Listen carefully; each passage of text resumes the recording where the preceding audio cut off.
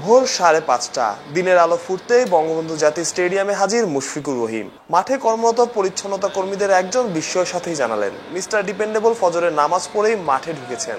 ঐতিহাসিক স্টেডিয়ামটা ঘুরে দেখেছেন মুসাফিরের মতো করেই, একা একা, যখন কেউ ছিল না।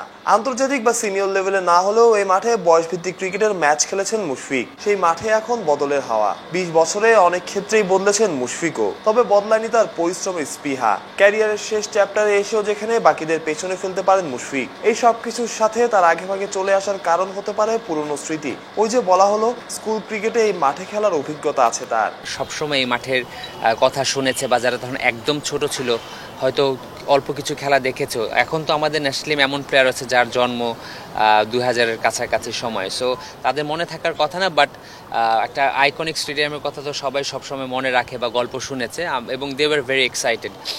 শুধু প্লেয়াররা না, আমার কাছে মনে হয় আপনারা যারা আছেন তারাও খুবই এক্সাইটেড ফিল করেছেন, বিকজ নর্মালি 6টার সময় ফিটনেস টেস্ট দেখতে আসা এত মানুষের কথা না, বাট যেহেতু বঙ্গবন্ধু স্টেডিয়াম, আমি প্রিটি শিওর যে বঙ্গবন্ধু স্টেডিয়াম দেখে এসেছেন, সো সবার জন্য এটা খুব একটা অ্যামেজিং এক্সপিরিয়েন্স ছিল। বয়স শুধুই একটা সংখ্যা। এই যেমন 1600 মিটার দৌড়ে 35 জনের দুই গ্রুপের প্রথমটায় দ্বিতীয় হয়েছেন মুশফিক। অন্যরা যেখানে হাপিত্তেশ করেছেন, মুশফিক সেখানে এগিয়েছেন স্বমহিমায়। শান্ত লিটনদের টপকে গেছেন একে একে।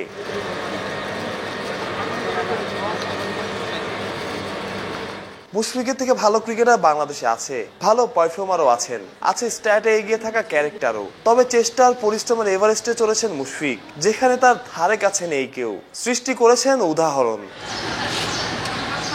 বঙ্গবন্ধু জাতীয় স্টেডিয়াম থেকে মাহফুজ প্রত্যয়, অলরাউন্ডার।